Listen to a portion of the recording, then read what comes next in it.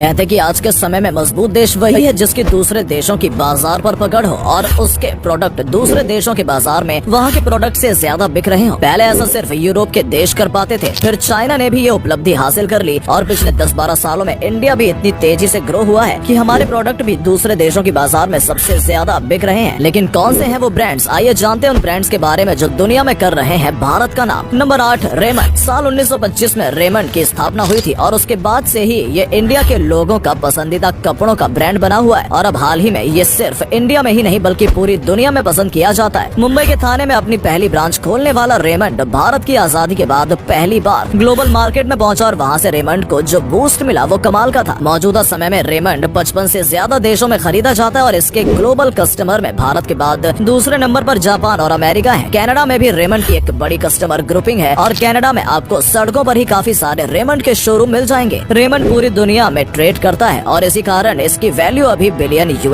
है। नंबर 7, पार्ले जी। 19वीं सदी में इंडिया में जो एक पेय काफी ज्यादा प्रसिद्ध हो गया था वो था चाय, और चाय के साथ अक्सर अंग्रेजी बेकर्स की कुकीज खाई जाती थी। इससे न चाहते हुए भी इंडिया का पैसा ब्रिटेन जा रहा था, जिसका सोल्यूशन निकाला मोहनलाल दयाल नाम के व्यक्ति ने, जिसने इंडिया में ही ब्रिटिश कुकीज जैसे बिस्किट बनाने शुरू कर दिए जो कि भारतीय लोग चाय के साथ खा सकते थे। ये बिस्किट काफी सस्ते होते थे और खास तौर पर इंडियंस के लिए बनाए जाते थे। धीरे धीरे ये इतने फेमस हो गए कि बिस्किट का मतलब ही पार्ले जी बन गया। आज के समय में पार्ले जी सिर्फ इंडिया में ही नहीं बल्कि पूरी दुनिया में काफी ज्यादा पसंद किया जाता है। आप अफ्रीकी देशों और ऑस्ट्रेलियाई देशों में पार्ले जी के पोस्टर्स देख सकते हैं और इन पोस्टर्स में आपको शक्तिमान भी नजर आ जाएगा जो कि पार्ले जी का ब्रांड एम्बेसडर हुआ करता था। पार्ले जी की सेल्स का एक बड़ा हिस्सा ग्लोबल मार्केट से आता है और ये प्रतिशत धीरे धीरे बढ़ ही रहा है। Number 6, MDH। मसालों के लिए भारत पूरी दुनिया में फेमस रहा है और मसालों के लिए ही अंग्रेज भारत पर कब्जा करने चले आए थे, लेकिन अब भारत के ये मसाले दुनिया भर की रसोइयों में कब्जा कर रहे हैं और इन्हें वहां पहुंचाने का जिम्मा लिया है MDH ने। MDH यानी कि महाशय दी हट्टी नाम का ये मसाला ब्रांड भारत में तो काफी प्रसिद्ध है ही, लेकिन इसकी सेल भारत के बाहर भी काफी ज्यादा होती है। आज के समय MDH की वैल्यू बिलियन $। की है और इसे यूरोप और अमेरिका के अलग अलग देशों में सबसे ज्यादा सेल्स मिलती है। कनाडा में तो ये इतना प्रसिद्ध है जैसे ये वहीं का प्रोडक्ट हो। MDH के 150 से ज्यादा प्रोडक्ट हैं जो कि इन देशों में खरीदे जाते हैं, जिसमें सबसे ज्यादा प्रसिद्ध है MDH का मीट मसाला और साबुत गर्म मसाला। नंबर 5, हल्दीराम। हल्दीराम ने वो कर दिखाया जो कि कोई सोच भी नहीं सकता था। एक टाइम था जब भारत में केवल बाहरी स्नैक्स का ही जलवा था और हम लोग भारतीय स्नैक्स जैसे नमकीन और पापड़ को पीछे छोड़ते जा रहे थे। ऐसे में हल्दीराम कंपनी ने अपने ऐसे प्रोडक्ट्स बनाए जिसकी क्वालिटी हाई लेवल की थी और जो कि स्वाद में भी बेहतरीन थे और वो इतने सस्ते थे कि गरीब से गरीब इंसान उनका पैकेट खरीद सके। इसी लाइन पर हल्दीराम की ग्रोथ शुरू हुई और हल्दीराम जल्दी इंडिया की सबसे बड़ी स्नैक कंपनी बन गई। लेकिन हल्दीराम की ग्रोथ यही नहीं रुकी, उन्होंने अपने आप को ग्लोबल बनाया ताकि सप्लाई और प्रोडक्शन में दिक्कत ना हो, इसलिए उन्होंने फ्रेंच ब्रेकर्स